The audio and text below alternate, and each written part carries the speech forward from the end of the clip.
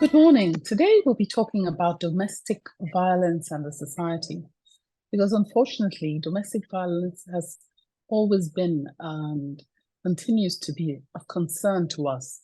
And its effects not just only on the family, the children, the wife, but also on the society at large. Thank you, Dr. Naya and Lola Vivour Adeniyi, for coming on the program to discuss this very important issue. Can I ask you, Dr. Naya, can you define domestic violence and tell us a bit about the prevalence in this society? Okay, thank you, Doctor, for having me. What really is domestic violence? Domestic violence can be described as a pattern of behavior, possibly a pattern of abuse that is aimed at control or manipulating another person. That's the whole aim of domestic violence. And there are various types of domestic violence. But what we have observed that people appear to be more concerned about is the physical parts.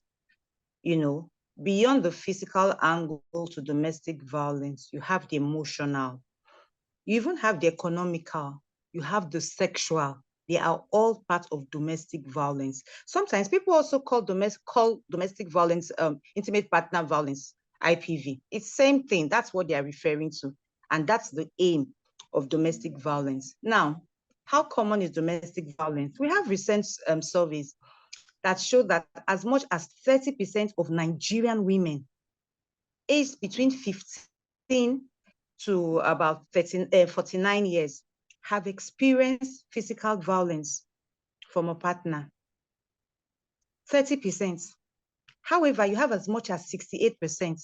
They have experienced other type of violence, be it sexual, be it economical, be it, what's the other type we have? Emotional. About almost 70% of women have experienced that and are still experiencing that. It's very rampant. I remember during COVID pandemic, there was a research done by the United Nations that reported 48, almost 50% of women to have experienced domestic violence during that lockdown. So it's more like saying, that statistics will probably say 1 in 2, almost 50%. But we know that the prevalence generally is 1 in 4 as it relates to women. But when it comes to men, I don't want people thinking that domestic violence is restricted to women being the victims only. We have cases of men also being the victims, but you have more women. So we have 1 in every 4 women experiencing some form of domestic violence. But when it comes to men, statistics have put it at 1 in 7, 1 in 9 men equally experience domestic violence. Yes. No, people hearing this are actually going to be surprised because culturally, we are used to the man being the man, big man. And in fact, even if you look at some of our African magic movies, to beat your wife about a little bit is allowed in some of them. It's only when you start breaking her bones that the family starts to complain. So it's actually almost culturally acceptable. Or what do you say? Is that still the case? Is that still the part? Because we have some cases of where women have gone home and they say, well, you should behave yourself, go back to him. And, sometimes the, unforgettable and unforgivable happens. And sometimes it can even lead to death. But what would you say is our culture?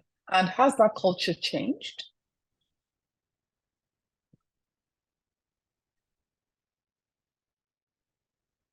Dr. Naya. It's you. Our culture has, can you hear me? One of the major causes of domestic violence in this part of the world and in Africa is cultural issues, harmful cultural practices. One you have mentioned. We grew up probably being told that it's acceptable for the man to hit the wife. Another could be harmful practices like child marriages. So you have a woman who is much younger, being given to a man in marriage, and so he feels that he must use punitive measures to correct her as a child. Those are things that have kept this issue of domestic violence very high. I have also read about studies in other African countries, Ethiopia, Kenya. Kenya has one of the highest, about 68% of domestic violence. then I think Ethiopia, one of these countries, maybe Nigeria is about the 4th or the 5th country. But that's what most of them have in common, the cultural parts where they think is acceptable for men to do this to women. Now, if I can then go over to Lola. Lola, as a lawyer, and also with your position in Lagos State. Yes, and most places in Nigeria where people feel it's okay, the gender inequality persists, particularly in the home. So the man feels the woman must be under him. Then other factors that may be responsible, ranging from poverty and more commonly, lack of education, because people still have this archaic mentality. They think we are still in the days of old where it's acceptable to treat a woman in a certain way. They are not well informed. They do not know any better to say, no, you can't do this to the woman because she's a woman doesn't make her any less than you are. And I'm giving emphasis to the women because the prevalence is higher with the female gender, unlike with the male gender when it comes to domestic violence. Well, when you speak like that, you know that it cuts across from the high to the low. We're not talking about a financial, that, it happens amongst poorer, or less privileged people, but also cuts, it's also amongst the wealthy and highly educated. So when you say people don't know, is it really that they don't know? If I may cut across to Lola, can you, from your position, you're a lawyer and you hold a very important position in Lagos State. Can you tell us the Lagos State position on this and how you are addressing the issues? Thank you so much. Thank you so much for the opportunity. Yeah. So Lagos State government has declared zero tolerance for all forms of sexual violence. We have done this not just by declaration, but by also ensuring that the relevant laws and policies are enacted and formulated. We've also done this by ensuring that the relevant responder agencies who are supposed to provide services and support to survivors are able to function optimally. We're doing this. Can you tell us a bit about the detail?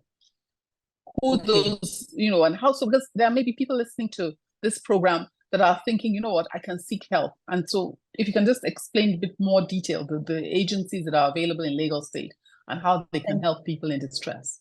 Thank you. So let me just give a typical case scenario. So we have, for instance, let's talk about domestic violence. So we have a survivor of domestic violence who has been experiencing physical abuse. Let's say it's a lady. And as a result of her financial dependency on her partner or on her husband or her spouse, she's unable to leave the abusive relationship. And let's say that there are 2 children as a result of this marriage. And the man has told her that if she goes, she can go, but she will not go with the children.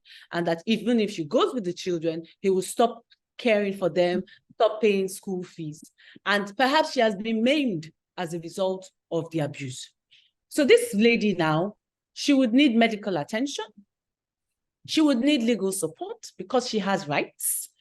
She may need to be rescued depending on the kind of violence and her ability to access services. She may need to be empowered because now she has decided she needs to leave this abusive relationship and she wants to, she wants to gain her sanity back. The rights of the children have to be enforced because children have a right to education and they have a right to be, to shelter. So these different services are provided for by different agencies. So when we're talking about, let's start with the first one, medical. In Lagos State, we have, what we try to do is mainstream SGBV into the health sector. And so we have a situation now where the primary healthcare centers and the general hospitals have been upgraded to be able to provide SGBV services to survivors at no cost. So such a person will be able to access medical care post-trauma, and that will help us to build up the case of the survivor. Bearing in mind that a good number of survivors actually do not have real evidence to buttress their claims. So going to the hospital to access medical attention and care can also be an avenue to be able to document what you say you have experienced, so that when it's time for us to assist, not just for mediation purposes, but even if you want to escalate to court, you know, as I always say, the judge might be, you know, a feminist, or the judge may want to deploy judicial activism. But if there's no evidence, there's quite a limit to what the judge can do. And that's why we really, you know, place a lot of emphasis on helping survivors to build their case. So that's medical. Legal, as I said, we're talking about criminal allegations. Assault, violence, sexual violence, these are crimes. Crimes are committed against the state. And so it's important, aside from ensuring that the survivor is able to access medical attention, we also have a duty to ensure they are able to access justice. And let's not forget that even the state has a right to access has a right to ensure justice is done. And that's where the police comes in. That's where the Directorate of Public Prosecutions under the Ministry of Justice come in. That's where the judiciary comes in. So those are services, you know, that are provided for survivors. Then we talk about psychosocial support. I'm sorry, I didn't mention this. When a person has experienced trauma, there's a need for them to debrief, receive psychosocial support, receive therapy. Let them know, let them come to a realization for themselves. Is this something I want to stay on with, or is this something that I want to walk away from? And we always say there's a very thin line between advice and counseling. And as professionals, we are not there to advise. It's not my job to tell you that this is what our religion says, or this is what is obtainable in our part of the country or where we come from. That's not being professional. My job is to counsel, let you know the options that exist, that are available, that you can take advantage of. And then, of course, I'll just wrap up. We have empowerment services. So it's not enough for government to say, government or NGOs to ask survivors to break the culture of silence. When they've broken the culture of silence, then what? Are there shelters in place for survivors to be able to take refuge for? Are there financial grants that they can take advantage of? Are there skills acquisitions that they can learn, you know, when they've decided to break the culture of silence and leave or speak up and speak out? So those are services that are also provided for by the state. Thank you very much, Oyelakin, for coming on. I know you from. Thank you very much, Ms. Oyelakin, for coming to share your passion with us. I know you're from the Pastor Bimbo Odukoya Foundation. Please let me take this opportunity to offer you our condolences. But can you tell us about the PBO Foundation? Why was it founded, and what does it do? Okay, Bimbo Odukoya Foundation is a legacy foundation, and it was actually established to bring succor to women and girls that might have experienced any form of violence, which includes sexual and domestic. And over the years, we've had quite a number of women and girls that have passed through the shelter, including young girls that were sexually abused and got pregnant in the process, and they had to have their babies. We've had a child giving birth at the age of 11, 12, and all the way it's been a journey of seeing them being a survival indeed. When I mean survival, meaning that they've been through a lot and they have grown to see that life brought this, yes, they will still rise up to be the best they can, and they're actually doing well now. So, like I said, the foundation is just a memory of late Pastor Bimbo Odukoya, and we want to help more women to actually get the support they need when they experience such violence. And we do more of prevention now because we prefer it not happening than intervention. So when you say you do prevention, what do you mean?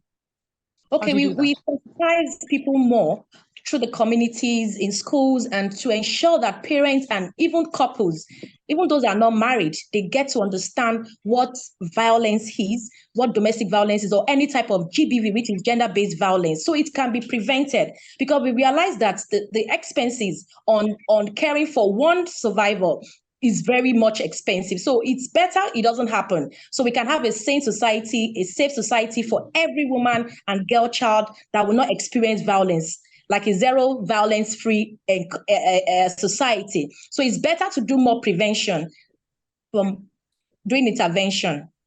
Okay, no, that's great. And I'm glad you're doing that. Your foundation is doing that good work.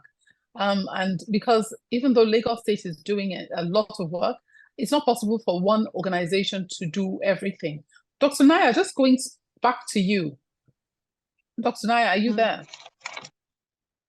Yes, I am. Can you tell us some of the reasons why there's violence?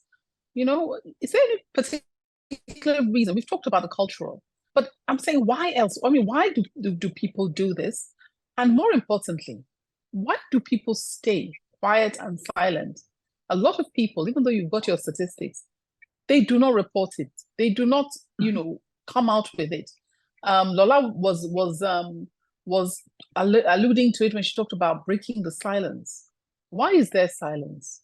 Why is there violence? And then why is there the silence? The silence has persisted, and the silence is still on for some reasons. One will be fear of retaliation, consequences. Don't forget the society also finds it to an extent acceptable for the same cultural reasons we talked about. You know, so that prevents people from even speaking out. We're talking about male violence. How many men would comfortably go out and verbalize that they are being abused by their wives? There's a shame that's associated with it. And people, the cases I have seen of male violence is something they don't talk about. I know people who have experienced that from their wives, and they're like, who is going to believe me? Does it make sense why a woman would keep attacking her husband? That's one reason. For the women, fear of retaliation, fear of consequences. If I report this man, more would happen. The society may just support him against me, who is the victim in this. Very commonly, we see shame. People are shamed. People are afraid of the stigma that comes with it. You know, you are being beaten up by your partner. People don't want to say that. And sometimes we have also found that women are afraid to leave, particularly when it comes to women, because of this dependence. They feel a need to depend on the other partner. So they're afraid of, like the lawyer spoke earlier and said, you need to make plans to take care of this woman holistically, medical, legal, social. The woman is wondering, I'm not that empowered. Where am I going to? That may keep her from speaking up. Sometimes women would also say, for the children, we want the family to remain. For the sake of the children, they hold back. They think that, oh, I am going to take up anything that is going to come. And also the lack of resources. That's why we encourage women, particularly women, to be empowered. Because when you lack the financial means or resources, you may be tied down. So you talked about, because we know that domestic violence cuts across, even the wealthy, you know, so it's not a poverty issue. The rich also do it. But when you have the other partner who doesn't have the means, who can't walk away from that violence, they remain there. And lastly, the constant intimidation. One thing I would say, coming from the mental angle, is that psychological angle. There's what we call learned helplessness. You learn to be helpless. Repeated intimidation, you are like, okay, I can as well just remain here and not move. So they neither report. Even when family members notice something is wrong, they hide it. They make excuses. They think they can change their partner, not knowing that it's not within them. It's not until I become a better person, I become a better wife, that the violence will stop. That's the mistake people make. And they think, okay, I may stay longer, hoping he changes, hoping things turn around. But that's not the case. Unfortunately, some of them end up 6 feet as a result of the violence they experience. Turning to Lola, you know, before we go any further, I'd like to ask you to give us a number that people can call if there's anybody in distress or who is in need or who's experiencing this that wants to speak up. Who can they call? Can you give us a number that they can reach out to? Thank you. They can reach out to us on our toll-free line, 08000 333 333, 08000 333 333, accessible 24/7. We also have another hotline, 0813 796 0048, 0813 796 0048. And then we're on all the social media, we have social media platforms, all at Lagos DSVA. Oh, now this is, you know, this is something that, you know, as she was just speaking about 6 feet under, you know, we remember some of the cases that have been publicized, that, you know, women who have been killed by their husbands. And I know that, you know, those are the ones that have been, it's not very public all the time. You know, what do you do? I mean, what is Lagos State doing? How are we preventing some of these cases from happening? What can we do? Thank you. So we're looking at this holistically, and we're trying to be strategic in our interventions. So we're looking at the different strata of society. We're looking at children. We're looking at teenagers. We're looking at the youth. We're looking at our community leaders. We're looking at custodians of culture, our traditional rulers. We're looking at our religious clerics, because we know that religion plays a huge role, and our religious leaders are very influential, right? In the way by virtue of the position they hold, they are very influential. We're looking at mainstreaming SGBV into the different sectors, into the education sector, into the health sector, into the sector. And what this entails. My sister was speaking, she said that, I think it was Madam Hunke, she was talking about the need to prevent. And you asked, how can you prevent? It's by heightening awareness. So if you engage young people and say to them that these are the signs to look out for, because you're courting, let's assume you're courting, right? And your boyfriend is already giving you a slap. And he's saying things like, once we get married, you're no longer going to go to the office. Or he's saying things like, once we get married, you're no longer going to be able to go to your parents' house because your mother is a witch. These are red flags. And he's already exhibiting such during courtship, right? But if you do not know that these are red flags, chances are you would go ahead with the relationship, get married, and assume that, it's not as serious as, it was penned out to be. And so instead of us waiting till she has gotten into that relationship, she's married, and then she's coming to report, how can we prevent? So I'll give an example of what we're doing with the marriage registrars of marriages. These are the people with the authority to legalize and solemnize unions, formal unions. And so we felt that it was expedient for us to infuse GBV into their counseling program.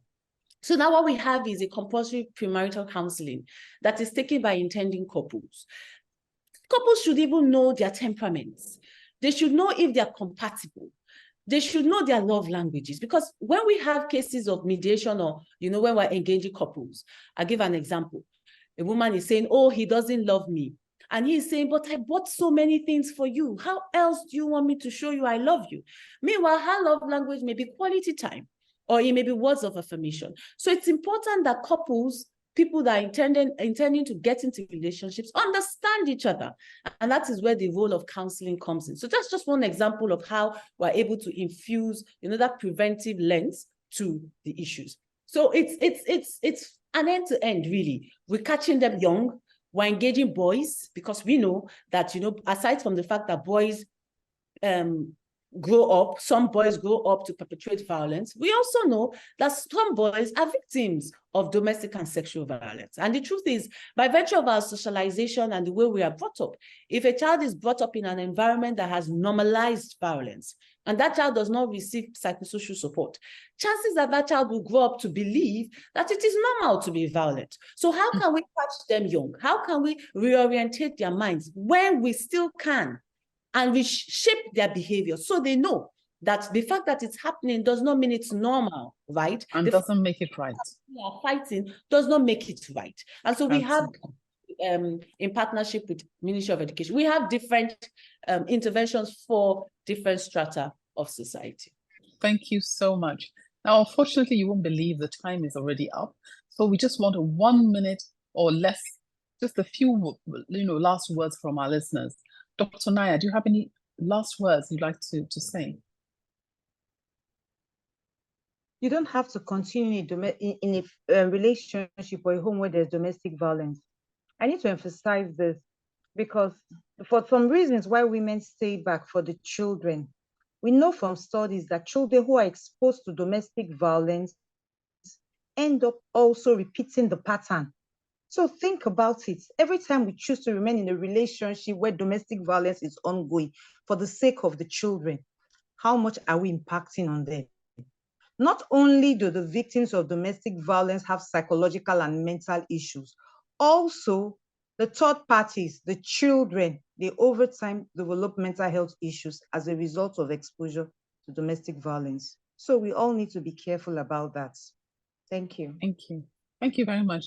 And Mrs. Oyelakin, can you just give us a few last words? And also, can you share with us your number, or a number of people can reach out to you, particularly if they want to support the work that you're doing? Okay, so you can reach us on 080 35 800 201, 080 35 800 201. And also, my last word is to encourage every woman or girls out there that you might be experiencing any form of violence. Please, it is better to stay alive. You can get help, and we want you to be alive. So I would say that please reach out to the Lagos State government, reach out to NGOs, try to get help and stay alive, because it does not worth it ending your life in violence or getting to stay into your last breath in violence. You can stay out of any abusive relationship. So get help. Thank you. Thank you very much. And last but definitely not the least, Lola, can you just give us a few last words? Thank you. I think the time for complacency is long gone. We have realized that every domestic violence case is a potential murder case. It can be the last push, the last shove, the last kick, the last slap. Please don't wait until it's too late. And just like to encourage all of us to see ourselves as mandated reporters. If we see something, let's say something, and most importantly, do something. Thank you. Thank you for watching. Please like, share, and subscribe for new video updates.